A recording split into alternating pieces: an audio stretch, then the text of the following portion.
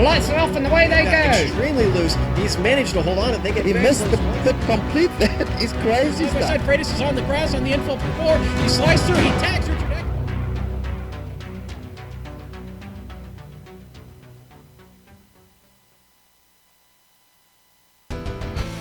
They hail from around the globe, and though separated by oceans, they gather in the virtual world for reasons as varied as their locales. Whether it's a defending champion looking to retain his title, a new and eager hopeful striving for recognition, or a legend prepared to recapture past glory, in the end, the one goal they all share is to win.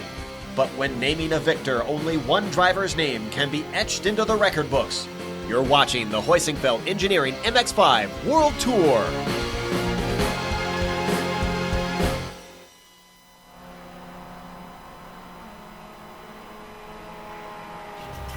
After a race at Okayama where two-time champ Sonny Kanchan picked up his second win of the season, the Heusinkveld Engineering MX-5 World Tour remains in Japan as the Origami Pretzel, the figure-8 racetrack better known as Suzuka, plays host to round 9 of 12 on the tour's season 13 schedule. And all the simulated MX-5 action from green flag to victory donuts can be seen live as it happens right here on the Global Sim Racing channel. Konnichiwa and welcome to GSRC's Countdown to Green. I'm Bill Soupzon. The Australian sage Richard Losper is under the weather today, feel better partner. So joining me is my partner in the Absolute Beginner League, and that would of course be Adam Forever Young. Turning the knobs and pushing the sliders is our director Joe Peak, with the camera locations created exclusively for GSRC by its in-house director of photography, Dougie Beard. As cyberspace flows into your place over the next 15 streaming award-worthy minutes, GSRC will bring you all the storylines, all the stats and facts you'll need to appreciate the 17 laps of road course racing that will immediately follow. And now let me reintroduce Adam Young to talk about today's race course. Yeah, of course, Suzuka. Hey, at least they pulled me into a great racetrack here. We love Suzuka, one of my favorite racetracks in Japan. Of course, located in Suzuka City. It's been around since about 1962, and of course, it started as a test track for Honda. You got a lot of different corner types, and of course, we're going to be running the 18 corner layout here for today at about 3.6 miles or 5.8 kilometers in length. It's hosted F1 just a few times, and of course, if you remember way back when, Soup, it actually at one point hosted NASCAR. At the time, it was the Winston Cup Series, as far as some exhibition races over in Japan on the short layout there, where it kind of crosses over between turn 7 and on that layout, turn 8. So it definitely has a lot of history to it, but hey, let's go ahead and take a lap around Suzuka real quick in the MX-5.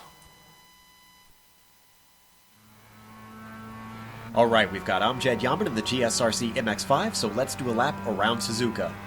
The front stretch is going to be a long blast in this car, so the draft may create passing opportunities, but the braking into 1 and 2 will definitely discourage guys trying to enter side by side. You might see a game of chicken into these corners a few times during the race. There's a lot of banking here in turn 2, so you'll really want to use it to carry your speed out towards the S's. But from here on out, your line is going to be critical. Each corner flows into the next, so getting offline will screw up your rhythm and be extra costly to your lap time. It should be single file through here after the first lap. Now, coming out of this last right-hander, you want to hug the right to get a nice launch into the Dunlop curve. If you hit it right, you'll be flat out all the way to Degner 1. Get it wrong, and you'll either have to lift or risk drifting into the dirt on the outside. Now, the Degner corners will be another place where I would not advise trying to enter side by side. It's just a little bit of braking, glance off the curb, and get it straightened for Degner 2. Once again, you've got a heavily cambered corner, so you can take more speed than you'd expect through here. From there, you've got a short time to relax before we hit the hairpin. This little right-hand kink before it can make the braking tricky and setting up a pass even trickier. But it's definitely one of the better passing spots on this very technical circuit. However, the most important part here is setting up your exit, because the blast around the long, gentle turn 12 will be full power the whole way. This is another spot where the draft may offer you an opportunity to close up and get a nose in on your competitor, especially if you're trailing them closely. It's also a bit safer to have a go since there's plenty of runoff around the outside of Spoon. This corner is another one that requires accuracy because it's really a double apexer. If you drift wide after the first part, say goodbye to your hopes of hitting the second apex. And just to add insult to injury, if you did miss it, you've got the backstretch to worry about. Without a good exit, the combination of the draft and the long run means the car behind you is probably going to be looking up the inside. If this happens, hope you've got some large stones because now we're heading towards 130R. It's just the lightest of braking, hit your marks, and get back on the power through this fearsomely fast bend. But before you know it, you're now setting up for the Casio Triangle. Here is your last good place to try to overtake. It's probably the heaviest braking zone, but with the chicane there can still be some difficulties getting the job done, especially if the other guy is a good defender. Still, the exit's going to be important once again because now we're dumped back on the pit straight, and you'll want every ounce of oomph the little Mazda engine can give you. As you come across the line, you've finished a lap around Suzuka.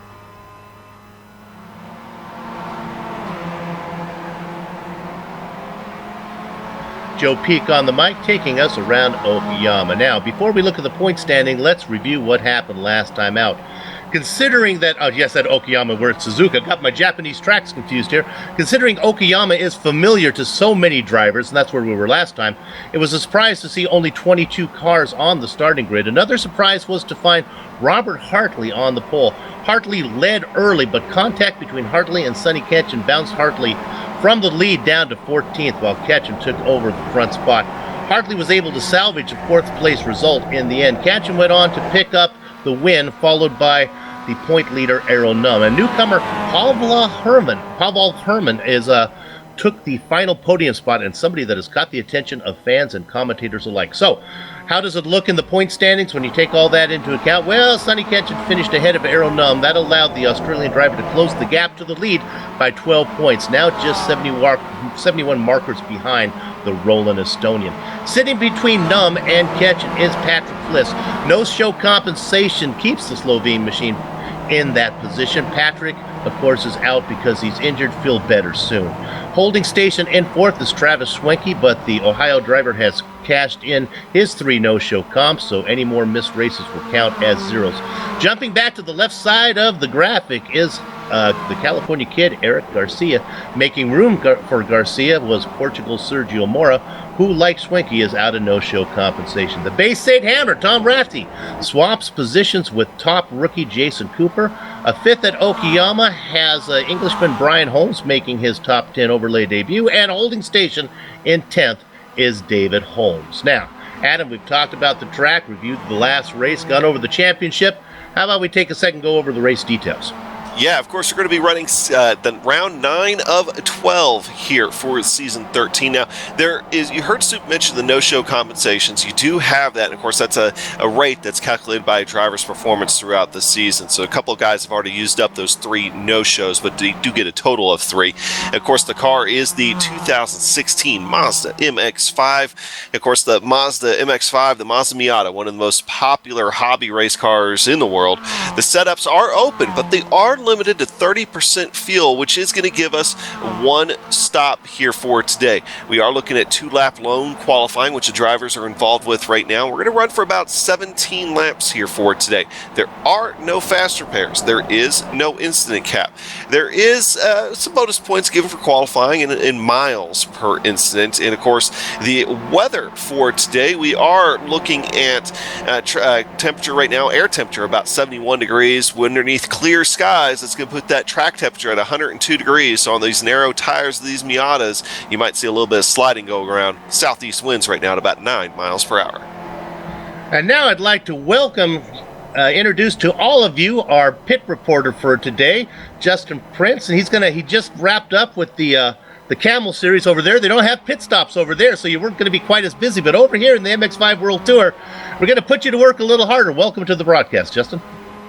Thank you very much, Bill. It's definitely going to be a lot of things to watch for today, as it's expected to have a light fuel pit stop in the middle third of this race, but some cars, depending on their strategy, might pit in that first third.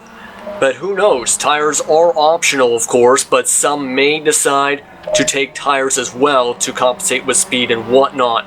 We'll have to see overall, but it's going to depend again, like in the Camel Series, about strategy and so forth. We'll see how everything turns out, especially with pit strategy-wise.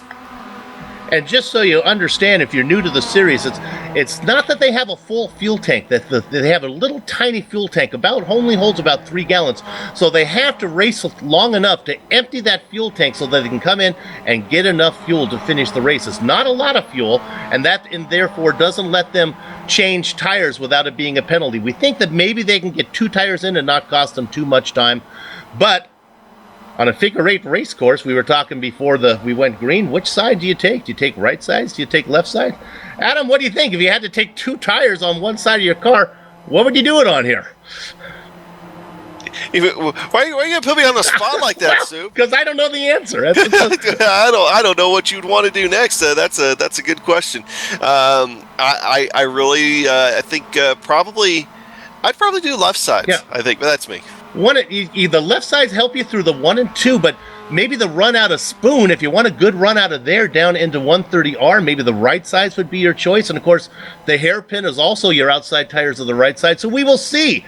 That's one of the beauties of the MX-5 World Tour. You really don't know what's going on. Hey, we have a few notes here as we're waiting. Oh, we can do our interview is ready. So let's go ahead and bring in our pre-race interview. We can talk to him right now. Now, earlier you saw a video lap about what it's like to go around here, but we can get an idea of what it's like to talk to a driver who's actually out there right now. And we have Michelle Van Dyke. Michelle, do you have a copy, and how's the car feel? Hey, Bill. Good afternoon or evening. There you go. Yeah, the car feels pretty good. The weather seems kind of hot, but it's okay. It's doable. You qualified in 17th. Let me tell you the guys that are around you. You got a newcomer, Bob Van Katwig. Don't know him. Michael Wright, he's a newcomer too.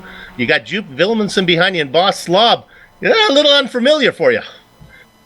It's unfamiliar, but I've seen Michael in previous seasons, so he's pretty familiar to me. But it will be probably exciting. So we'll see what happens. Well, you're right smack in the middle. Do you think you're gonna? What would make you a happy racer at the end of the race? Your final finishing position. I'm happy with everything in the top 15, I guess. It's gonna depend a bit on how it turns out. The tires are wearing out pretty fast, so I hope for top 15. Got it. Okay, we'll keep an eye on you. And of course, Behind the Wheel was brought to you thanks to Six Sideways, a full-service motorsports company based in Sebring, Florida, which currently competes in the SCCA Battery Tender MX-5 Cup Championship. Contact them with your motorsports needs. SixSideways.com. Six Sideways, measure your life in milliseconds. Let's go ahead and put Michelle Van Dyke back in his car. There we go. And now we can run down the starting grid. Here we go. On the pole, it is Errol Num, Sonny Ketchen filling up the front row. Nicholas Tymans, a newcomer to the series. Eric Garcia, veteran in row 2. Robert Hartley and Ashley Beard, row 3. Yasuta Shiraiwa in the 7th spot. Outside of him, Dries Nice. And the 5th row, Pavel Herman and Brian Holmes. Adam? Yeah, Gene Fittis, Billy Bob Wright rounding out row 6, and Nick Thiessen and Sergio Morora starting in row 7. Tom Ratchey and Bob Van Katwich starting in 8th. Michael Wright and Michelle Van Dijk starting in row 9. Row 10 is going to belong to Joe Wilmson and Boss Slop. Hitting blackjack, Robert Villinga, Eric Coleman in the double duck position. Our favorite for a long time, Jeroen Ursum in 23rd. Uris Jelenko, welcome back to the MX-5 World Tour. Haven't seen him in a long time, sitting in the double dozen spot. Benjamin Nelson and Joe McDonald make up the next row. The last car to put in a qualifying time, Trip Smith. And then 2 drivers that were in practice didn't put in a time, and they haven't taken the grid yet. That would be David Hampson and Claudio Del Pino Vasquez. We'll see how that works out. 29 names on the list, 27 drivers took qualifying times, and they're lining up right now under the Japanese sun in the afternoon here at Suzuka. Round number 9 of a 12-race campaign, and it is Errol Num, your point leader, out in front right now. Needing to finish ahead of him is Sonny Ketchen. And if Sonny can only finish 1 spot ahead of Errol Num, I don't know if that's going to be enough to close down the 73-point gap that separates them. And you mentioned the 2 guys there at the end of the grid. I know that David Hampson is not in the server right now, and Claudio just disconnected. So it does look like we'll only have 27 cars. Newcomer that I am not, I've known the name, I've covered him in other racing, that is Nicholas Timon. We'll see how he does, sitting very fast in third position. This is a draft track, so we don't expect drivers to be able to run away from each other. There are a few technical issues, but with such long straights, we could be looking at a long chain of cars. The lights are up right now. You'll hear the engine start to rev. They start to harmonize, waiting for the lights to go off and the tires to smoke. Gather up the chicken steak, cover behind the cows, because the horses are out of the barn, and it is the Rolling Estonian, Aero Num, your points leader, leading the Stampede down into the first corner. Dropping into second is Sonny Ketchen.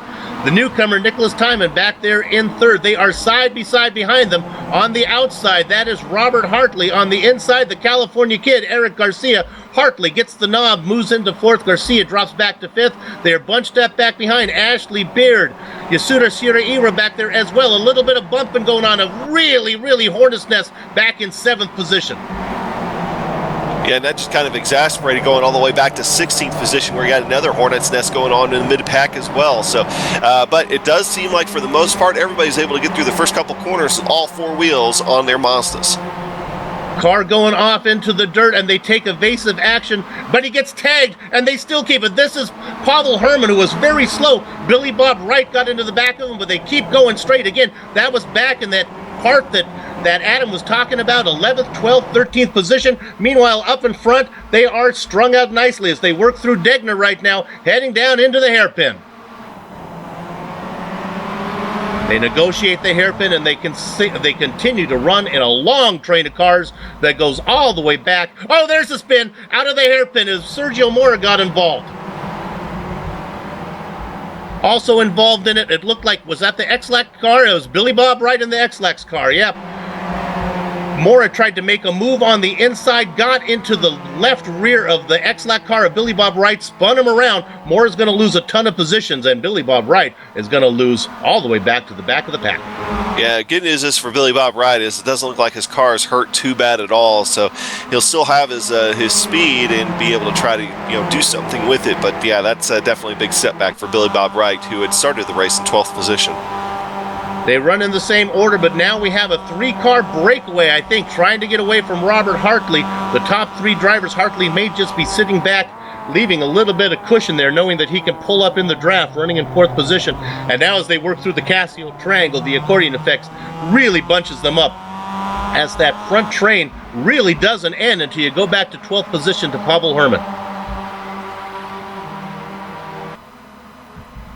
And they come across, completing lap number one. It is your points leader, Aero Num. I think these guys are very experienced. Num knows, Ketchen knows, and probably Timon as well, that they're really not going to be able to go anywhere on this type of track. And Billy Bob's Wright's day just went from bad to worse. He ended up sliding off there, going through that turn 11, I believe, and he pulled it into the pits, and his disconnected, so his day is done.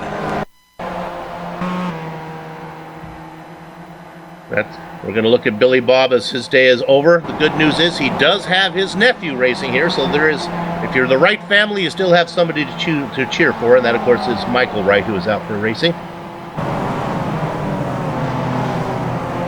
We look at Billy Bob, a longtime member of the MX-5 World Tour. Now you can also, if you're a fan of Billy Bob Wright, you can watch him on our coverage of the Lotus 49. Tomorrow, he'll be there, racing for the USA in that vintage machine.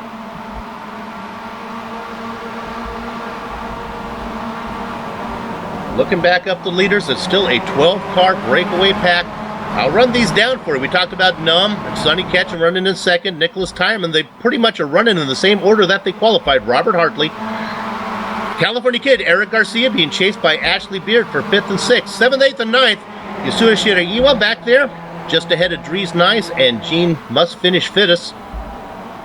10th, 11th, and 12th, Brian Holmes, Nick Thiessen, and the last car, Pavel Herman from Poland. And then after that long train, we can take a second as we'll go back a little bit to highlight some of these other guys. Leading the next string of cars is Tom Ratchey. Another newcomer, Bob Van Katwick, racing in 14th position. Oh, pass for the lead going on up here on the backstretch. Looks like Sonny Ketchen was going to be able to get around Euro Num. as they start heading toward the Casio Triangle. Oh, big wreck on the back, coming out the kink there. Drees nice. Yeah, he got a little bit of help from behind from Gene Fittis. Fittis caught him in the right rear quarter panel of Drees nice, and that turned him left into the wall. Yeah, what you're about to see here is as they go through the kink, Drees will end up swinging wide.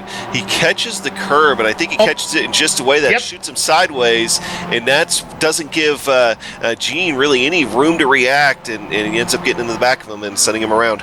That's something I didn't see when I saw it live, but absolutely. When you think that Drees nice was arguing Steeman that he got turned for no reason, well, there you have it. You saw that Drees got loose, and Gene Fittis had nowhere to go. A great job of defense attorney work by Adam Young.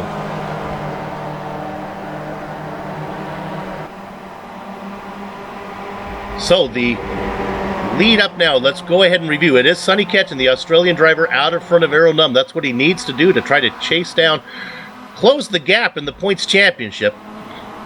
4 cars out in front. They start to distance themselves now from Ashley Beard, running in 5th. You have 2 4-car strings of cars up front.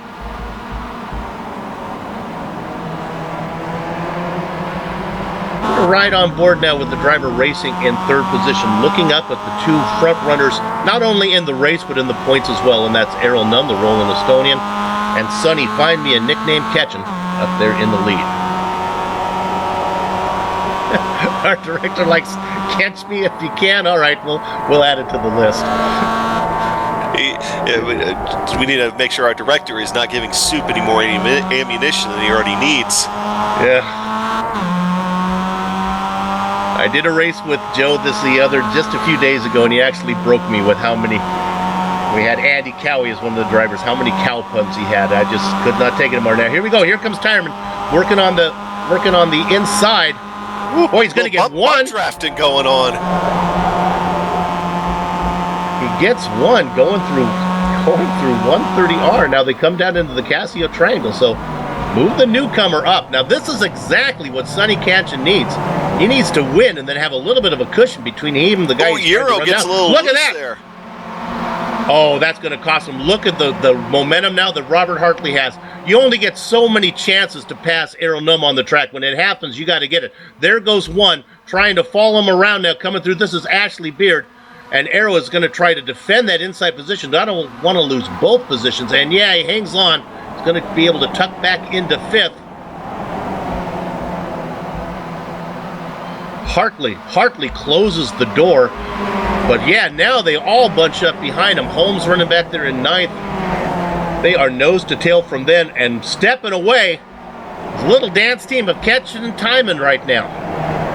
I was just getting ready to say, right before Euro got loose back there, I wonder if that was a little bit of strategy play to bump draft Kanchin going down the backstretch, push Kanchin up enough in front that maybe him and Timon could get together. Of course, it's all for naught. Now, looking at Timon, he's getting a good look at the inside of Kanchin here. That's going to be the outside of this next corner, though, so he's got to be a little careful driving in there. Kanchin catches the curb a little bit, and he's going to end up letting off the gas and let Timon have the position right there. He'll catch him again here sooner or later. Wow, going around on the outside of Degner, that's pretty impressive work there. Yeah. That's Sonny might have just been back there, maybe saved a little fuel. What that did do, that slowed them down considerably, though, and now that brought back in Hartley. Remember, Bob Hartley was sitting on the pole last race in Japan. Surprisingly fast here in the East. We got to go back and look at one driver that is just really being aggressive, and I'm talking about Gene Fittis right now. He is all over the back of the Japanese driver Yasuta Shiraiwa. He's punted, but giving him a couple love kisses, getting very affectionate.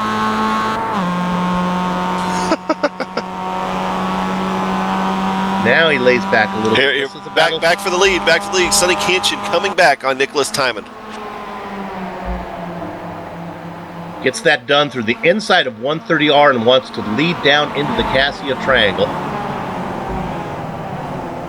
In fact, Robert Hartley back there looking hungry as well. He almost took a look at Timon.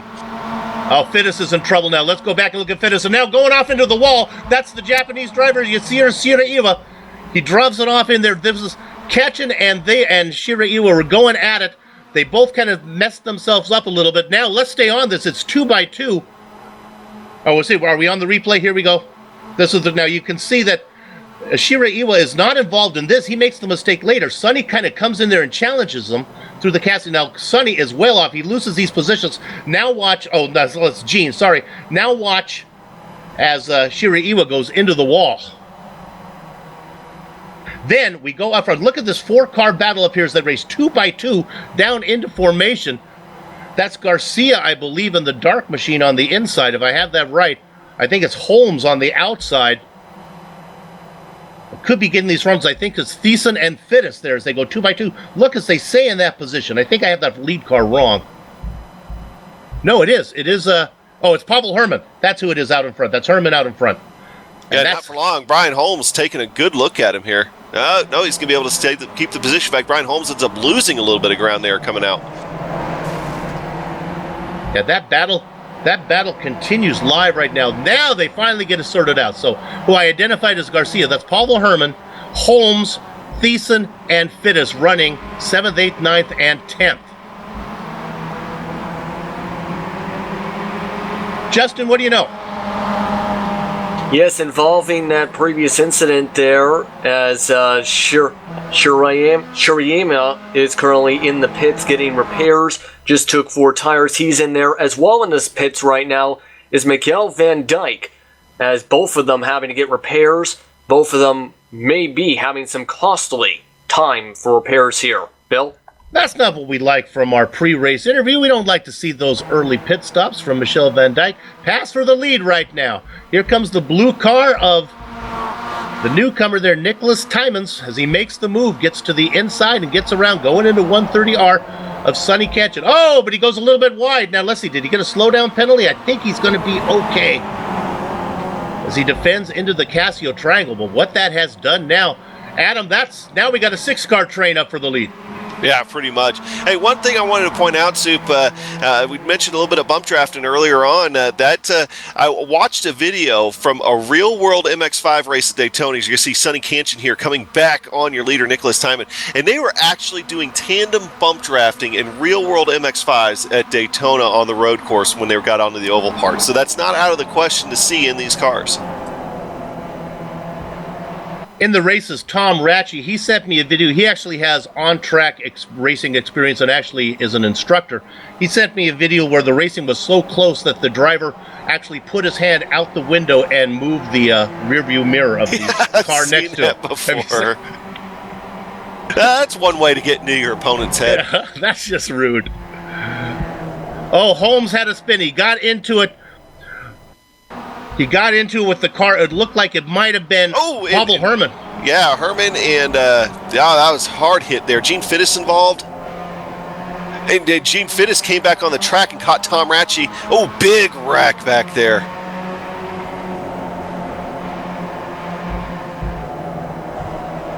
And we'll see who that was. We'll go as we're watching the replay. I'm seeing Herman getting involved, and he gets turned into the...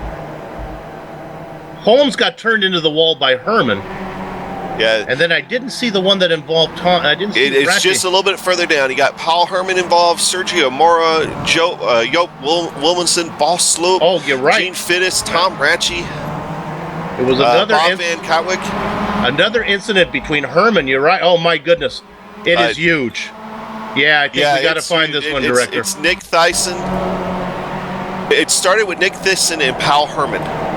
This took out about 8 or 9 of the back markers. It's just a little bit past the last replay that we just saw, probably maybe 10 or 15 seconds where we just were. Yeah, here we go. You see the first bit of contact there, and he comes back. Now it's all in front of this car. There they all are.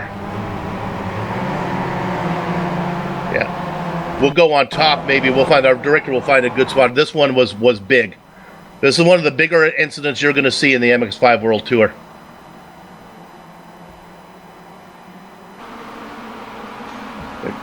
We see the first contact here. I believe that's Nick and Powell get into it. Gene Fittis slides off the track, and as Gene goes into the dirt, back into the grass, he ends up collecting Tom Ratchey when he comes back onto the track, and then they'll just pile in from there. Wow, I'm not sure who that was who got through that one. Oh, it was Sergio Mora. We'll do it real on board. You want to talk about needle, threading the needle. We'll go on board with Sergio Mora. I don't know, even in the smoke, how he could find a place to go here. Look at it all happening up in front. Woo! My God, they just happened to spin out of the way for Sergio. Okay, Justin, while we've been watching the replay, you've been busy watching pit lane. What do you know? Hero Num just Big came news. in and has just left the stall. In fact, getting right side tires, contrary to what you believe was left side was the stronger tire. Multiple others also in the pits at the moment. Coming out is Paul Herman after just getting fuel. And pit stop starting off early with just 11 laps to go already. A few cars are also still in the pit lane after that accident getting repairs. A couple cars have also towed and or are done for the day, including Tom Ratchey. He is done for the day. And as we look there, Errol Num has just made his way. Trip Smith. Well, go ahead and take a look here at the nice little battle for 17th real quick. Trip Smith out there. We don't give him a lot of love. He just got passed by Errol Num. Right now he's in a battle with Brian Holmes. Both those cars still needing to pit. So what my dad would call the early peel, late reveal is played by Errol Num. He's up front with the leaders. He peels off early. What will be revealed later when all the leaders make their pit stop, we will find out. But right now we have to keep an eye on Errol Num racing back there in, what would that be, 16th spot right now. But clear track ahead of him, Adam. Yeah, and that's something that, this kind of goes back to our absolute beginners league experience that we see Euro Num do all the time. It's kind of that early pull off. So this is a strategy that he's very familiar with and can be very strong with. Looking at a battle for 10th right now. This is between Eric Coleman in the cow machine. Boslav on the outside, the back in there in the blue colored car. That is, oh, he's going to hit the wall. That is Robert Vingala. Winninga into the wall. Looked like Boss kind of came back down off on corner exit there, and Robert was just kind of in the wrong place at the wrong time. Yeah, I think Slav was trying to tuck in behind Coleman to get a good run, and then he just kind of didn't realize there was somebody to the left of him there. We ride on board now. The car, he just comes over and just the gentlest of push sends him into the wall. A bit of a messy race. Very unusual for the MX-5 World Tour. And now, Justin, it looks like Willinga, who just got pushed into the walls, come in for a pit stop. We'll see if he actually comes back out. Yes, in fact, I think he just put it behind the wall. In fact, still out there, pardon me, for a second. He's going to have to get some of that damage repaired real quick. Our pit stops going on. Meanwhile, Joe McDonald starting to peel out. Brian Holmes in pits right now, getting a few repairs. So multiple pit stops going on at the moment. So let's catch our breath and go back up to the front and show you what's going on up there. We've covered some big incidents, and now let's go ahead and see what the racing is actually like. Right now, Sonny Canchin is leading Nicholas Tymons. Those two have been up front most of the way. Robert Hartley still within striking distance, sitting back in third. And remember, for every lap he doesn't lead, that's a little less fuel he's using. Maybe he can make a faster pit stop, have to take just that much less to see if he can get out front that way. Ashley Beard doing a great job. Qualified 6th, running up in 4th right now, and have been able to hang on to the front train. Just a little bit back is the California Kid running in 5th. And then it's a long way. That's where the train ends. And Nick Thiessen, who's running all by himself back there in 6th. And we have a pass for the lead up front. And look at Sonny really slowing down, going into the Casio Triangle. Really bunches them up a bit. A lot of talking here. Brian Holmes coming over. Maybe people calling out pit stops. None of the leaders bite.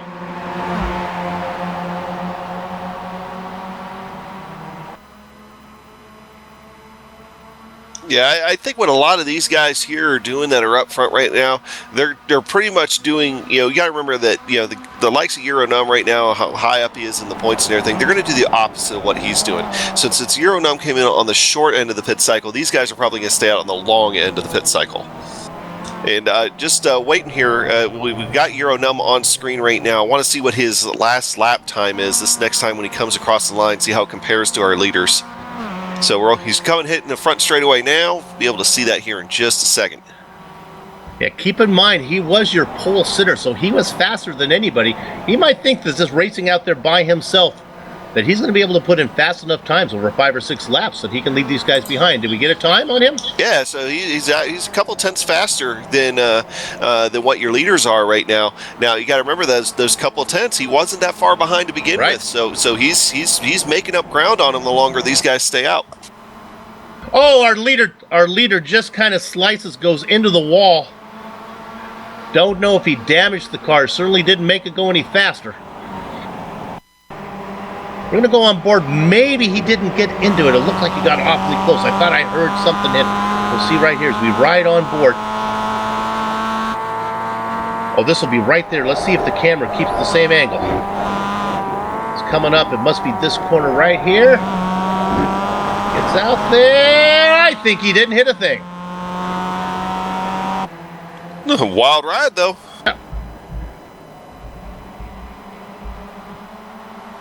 The front 5 stay out. Let's give us an opportunity to go back, maybe talk about some drivers. How about 9th position? We haven't talked about Billy Bob's nephew, Michael Wright, running out there just ahead of Boss Slob.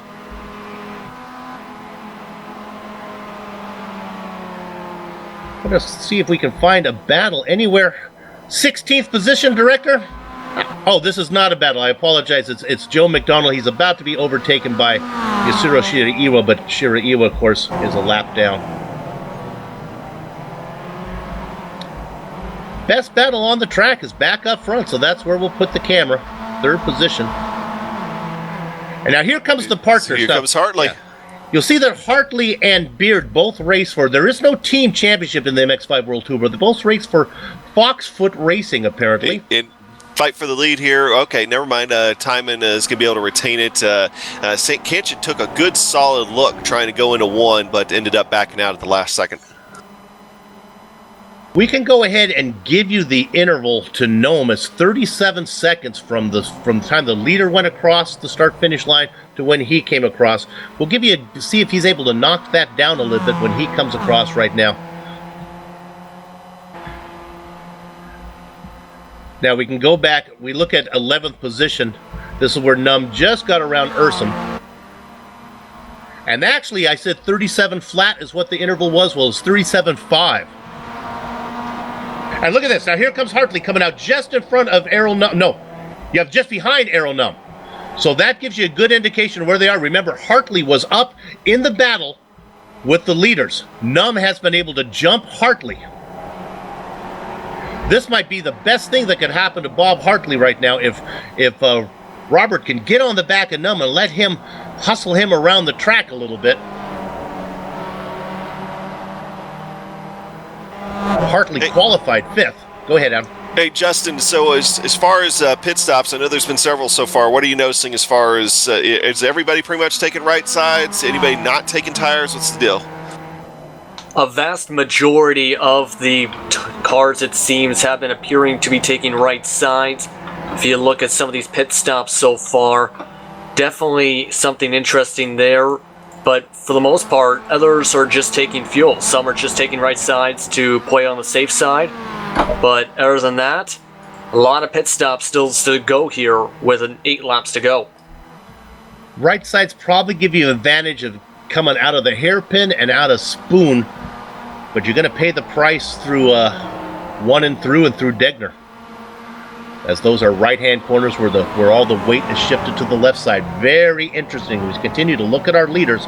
When are they coming in, and can they get out in front of Hartley and Num, who are running 1-2 of all the cars who have pitted? The top 9 yet to come in, along with Timons and Beard. Here comes 3rd and 4th.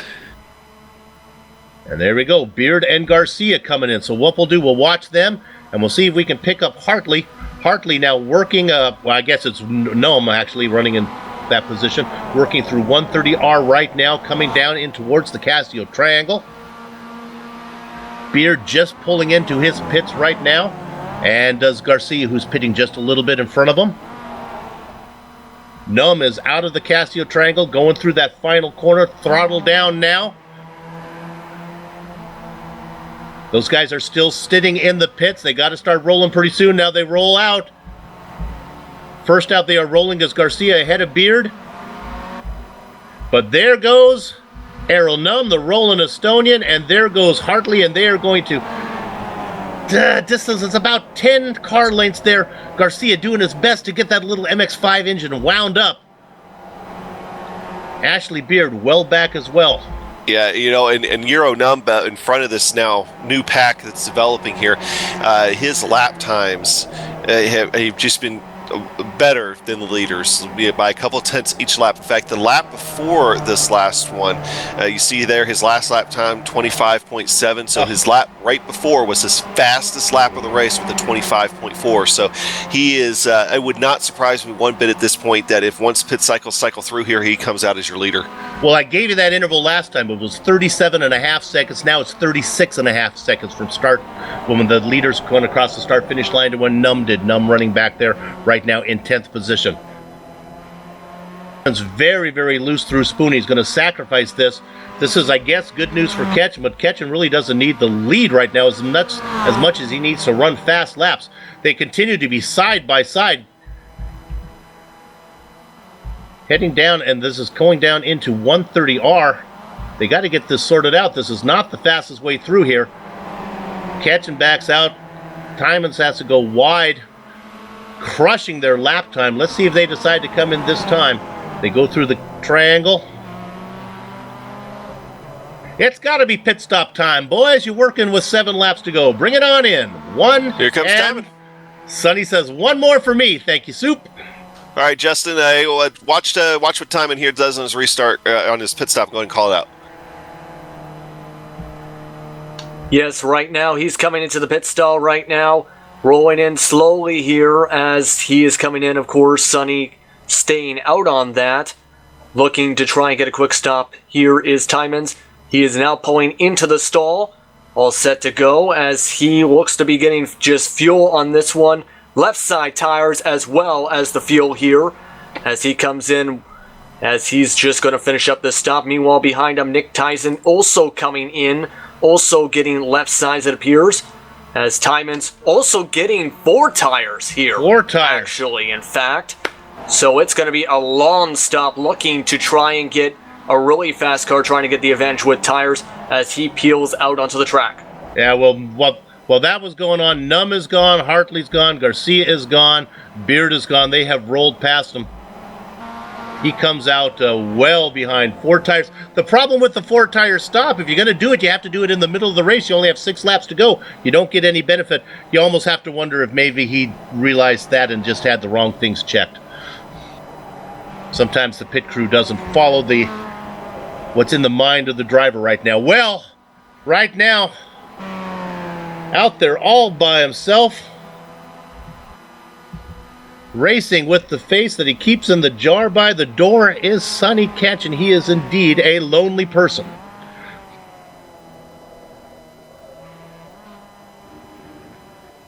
See, working his way through Spoon now. He's got to come in this time.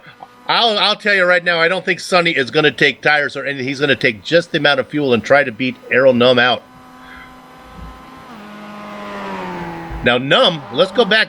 Num is in a battle. This is Boss Slav in here, has kind of got in the mix. Slav still needs to make a pit stop. Hartley is going to maybe lose touch with the rolling Estonian here, trying to get around Slav. I'm assuming Slav still has to make his stop. Yes, I'm certain of it. He's running in 7th. Sonny Ketchen, Uros Jelenko. Here comes Ketchen. Here's Jelenko running in 2nd. Here comes our leader. Okay, Justin, let me know what he does. Yes, he's coming into the pit stalls here He was trying to conserve some fuel, it seems, coming in as well in those prior turns, about 10 miles per hour slower in some segments as he's coming into the stall right here. We'll see how he does. He's pulling into his pit stall as he slows things down. Already 3 seconds on the stop.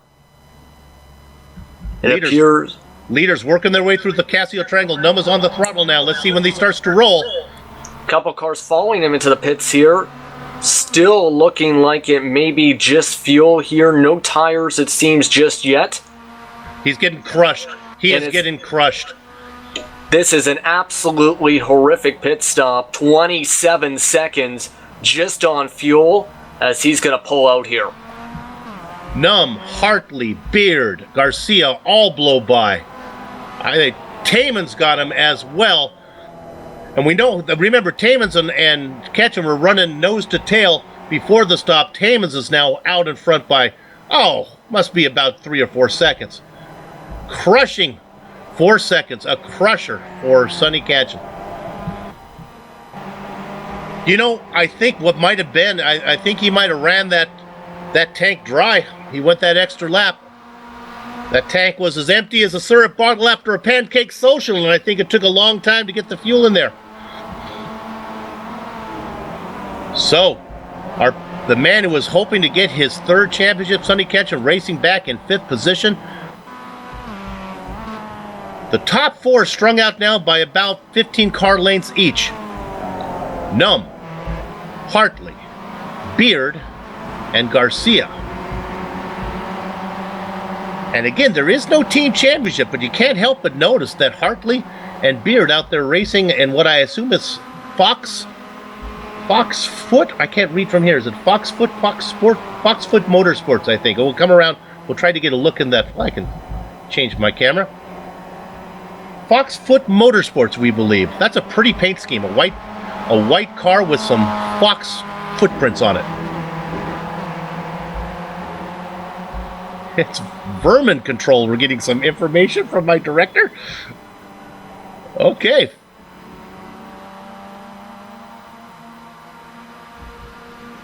There you have. Look at that great shot. Look at him coming at you. Great job. Yeah, I think Justin has a little bit more on driver retirements. Justin, what do you got? Sergio Morel and Jeff Williamson have both been out. Of course, Morel had some damage early on in the race. Williamson also pulling in. Eric Coleman also pulling out of the race during those last pit stops. Bill? Okay, let's pay a little, let's do some business here as we're going to go through our back marker review. We were going to start with 17th position. That was Eric Coleman, but he just ended his day. So has Sergio Morris. So unusual for the MX-5 World Tour. We're going to have to start in 15th position, Director. Who do you got? Oh, we're looking there. Oh, we got 16th. We're going to look at Robert Willinga running there in 16th spot right now. He is just behind, well, not just behind, he's considerably behind Triff Smith by about almost quite a bit. Triff Smith running in 15th position. Just ahead of him, not in a battle anywhere, in that McDonald's car is, well, who else? Joe McDonald's. Series organizer and longtime veteran racing out there, looks like in his familiar Barbie car that he races for his daughter, who gets older every year, as a daughter should, Jeroen Ursel. Go up one more spot, it is Boss Slav. We've seen Boss in a few incidents today with some drivers, running currently in 12th position, about 7 seconds behind the nephew of Billy Bob, that's his Michael Wright. Move up into 10th spot, a driver we have not given a lot of attention to. This is Bob Van Katwick. He's got about another 5 seconds to get up to newcomer who's notoriously fast, but not having, I guess he does not like Suzuka, and that is Pavel Herman, running back there in 9th. Nick Thiessen in 8th, and Yuris Jelenko in 7th. And that's it for the Eagle Nest Tavern 60-second back marker review. There we see we're riding right there with Yuris Jelenko.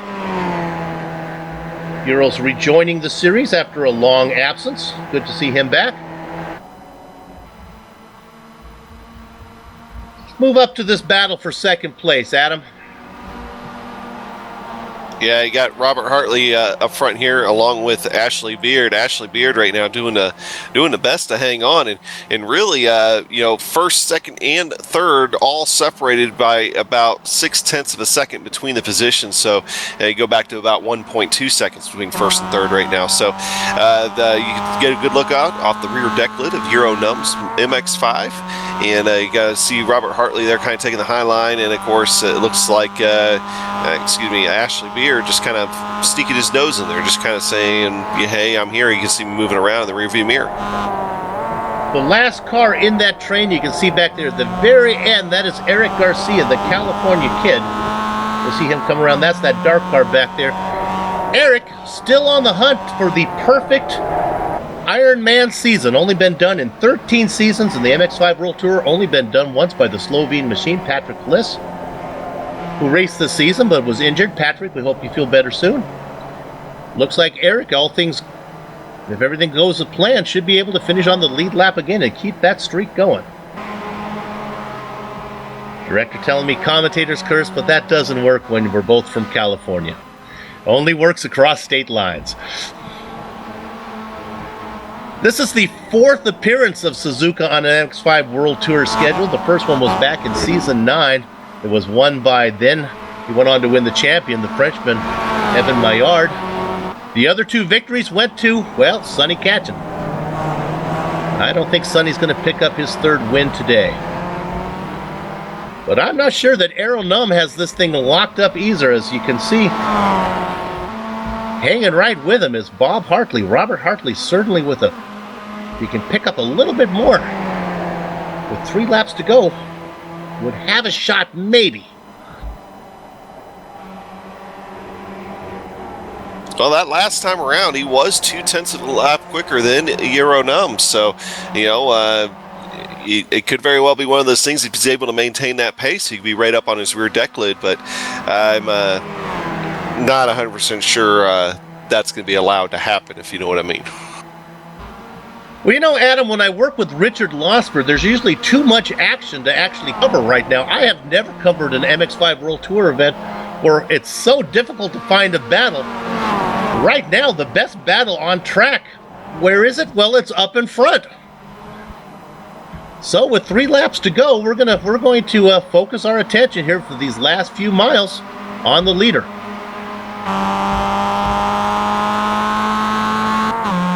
Can Robert Hartley, does he have anything? He's He was a 10th quicker that last time around. He's got to be able to get close enough where the skill of Num through these technical sections, and he's doing a pretty good job. I've got to think that Euro Num right now is minding the gap.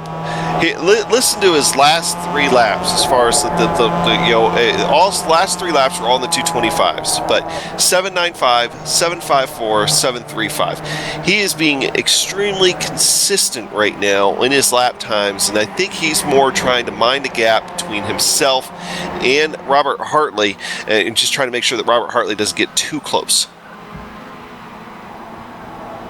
Justin, what do you know?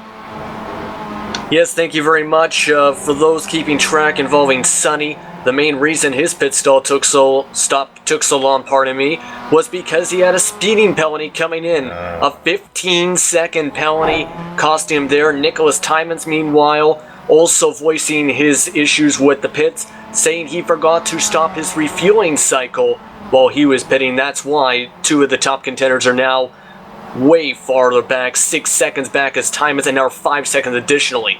It's came in from the top 4. So we continue there. We looking there at Nicholas.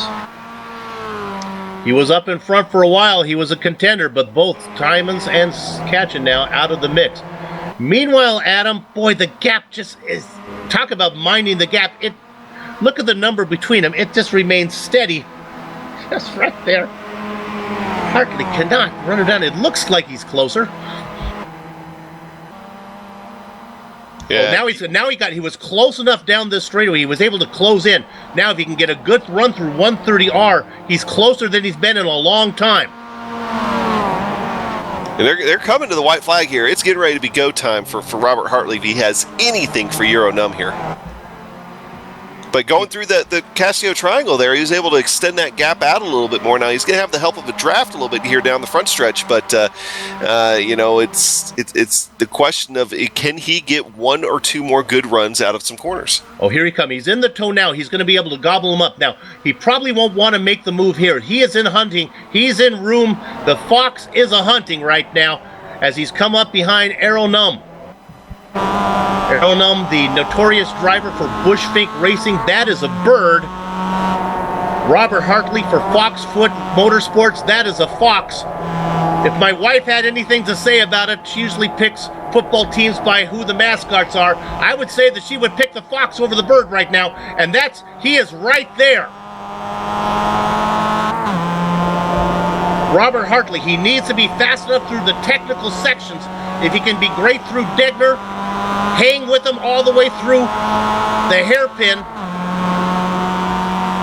and he's there. He would have a shot to do it down the long back straight going into 130R. He's close enough to do it. Aero Num, Num has already picked up 2 championships this season, just wrapping up both the Tony Hayes Cup and Formula Eagle in the Absolute Beginner League. He'd like to add a 3rd championship to the crown here in 2017. He's a few races away from that, but right now, he's got to deal with Robert Hartley. Hartley, close enough, the interval, 0.3 of a second. Now they come down into Spoon. He's got to get a good drive off the Spoon. We know that Aero Num took right side tires. Can Hartley get a drive off? If he can stick with him, he'll have a chance. Num very careful through the apex, and I think Hartley's got a chance if he can keep it off the AstroTurf. He does. I think he's close enough. Here we go. What type of line will the Roland Estonian take? The racing line moves over to driver's left right there, and now Num's going to defend the inside. They're going to go 2 wide through 130R. Look at the momentum from Hartley. Hartley has a half car length lead. Now they go into 130R. Hartley has to back off. A great run from the Roland Estonian through 130R. It was a game of chicken, and Num was last to break. Now they go through the Casio triangle. I don't think Hartley's going to have anything for him. Round number 9 of the MX-5 World Tour is going to go to the Roland Estonian. From Suzuka, Aero Num gets the win. Robert Hartley 2nd. Ashley Beard 3rd. Garrett Garcia is going to get 4th. Rounding out your top 5, Nicholas Tymans.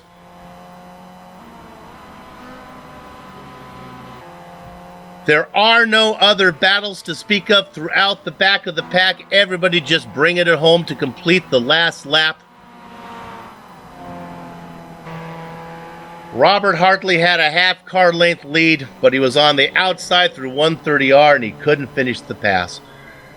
Don't go far away. You'll want to hear from these drivers. This is the Global Sim Racing Channel. We're going to take a short break. We'll be back to do those drivers' interviews right after we run down the final standings, and then we'll close up shop. Back in a few.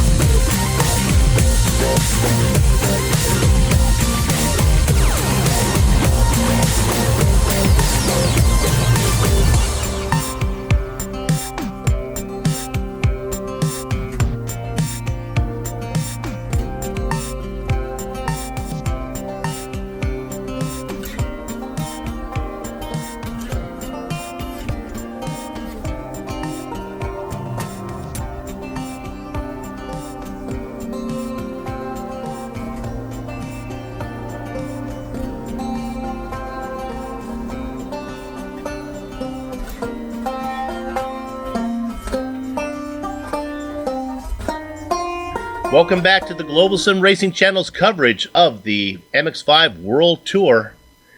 It is round number 9 of a 12-race campaign here in Season 13 from the Origami Pretzel Suzuka. And while it wasn't exciting all the way through the field, it was exciting up front as Errol Num was able to hold off a last-ditch effort from Robert Hartley, trying to go too wide through 130R on the outside.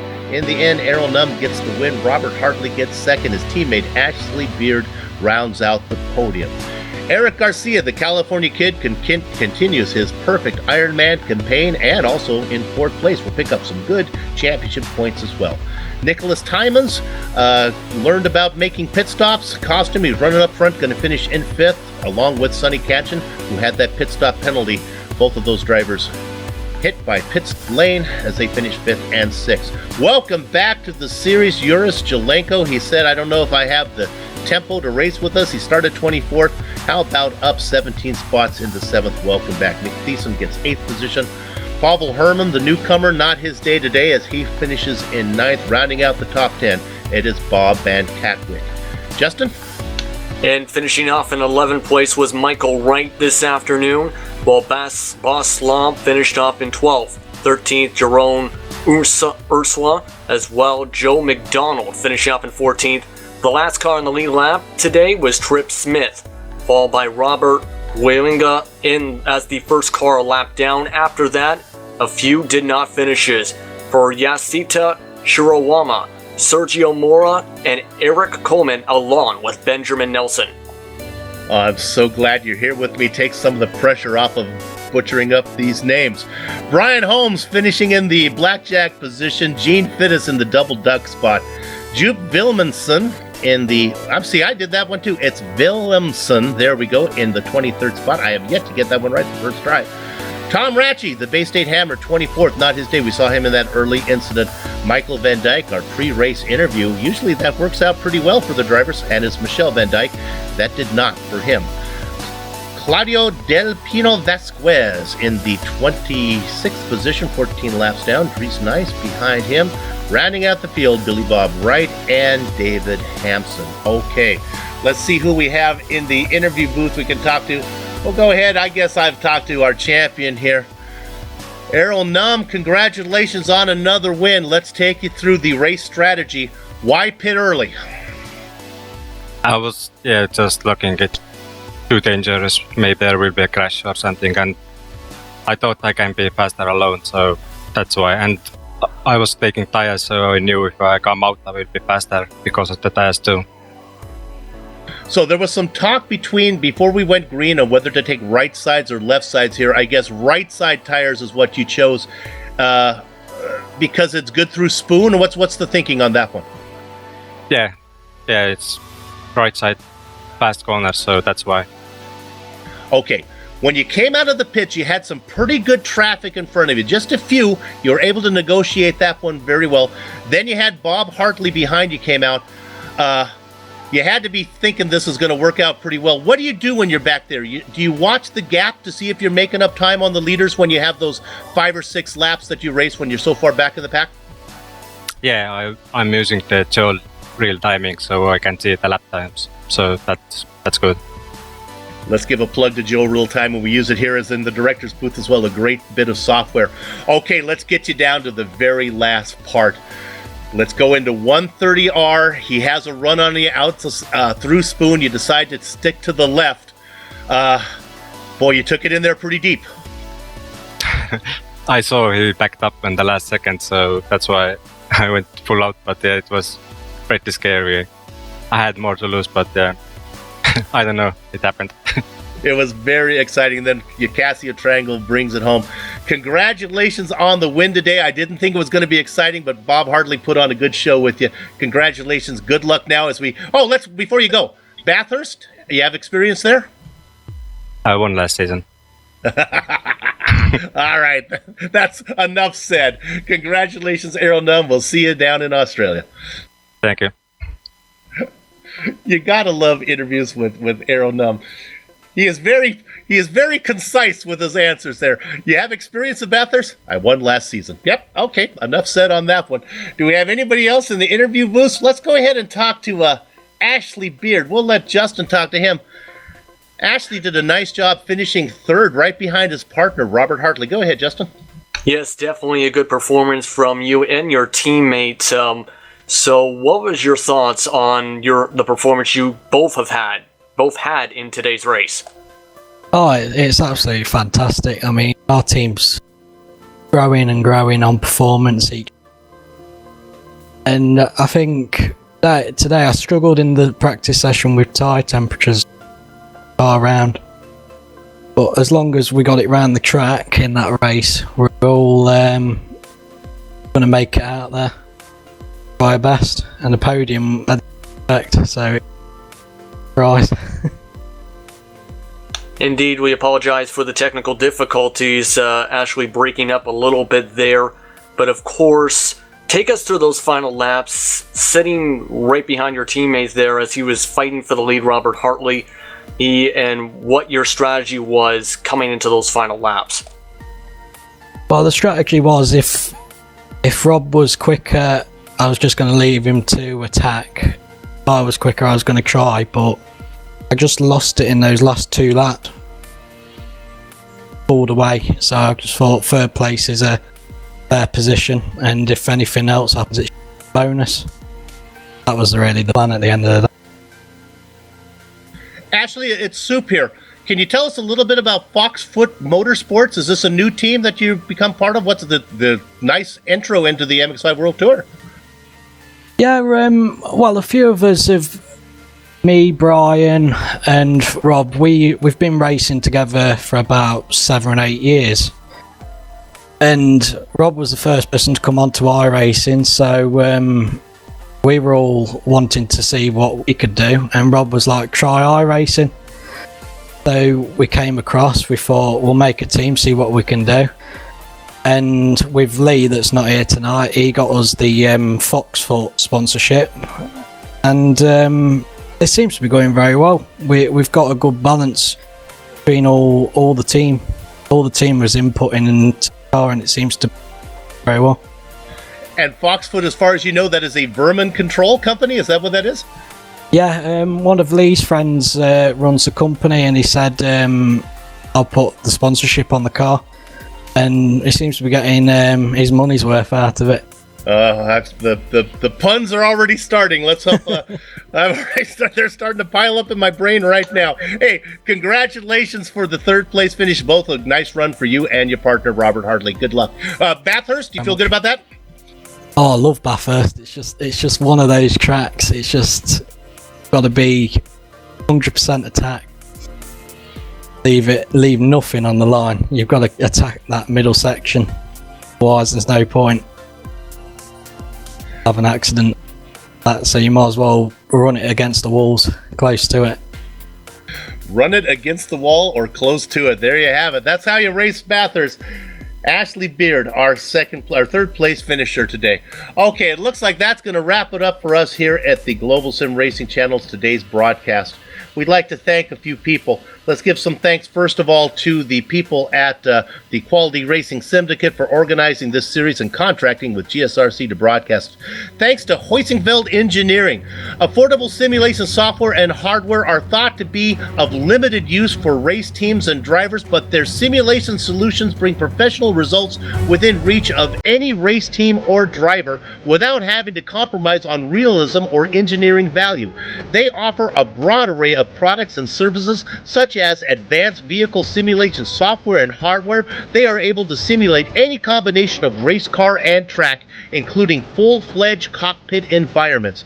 With unparalleled realism, Heusinkveld Engineering Solutions are currently being used by professional teams and drivers in Formula Ford, GP3, GP2, and Formula One.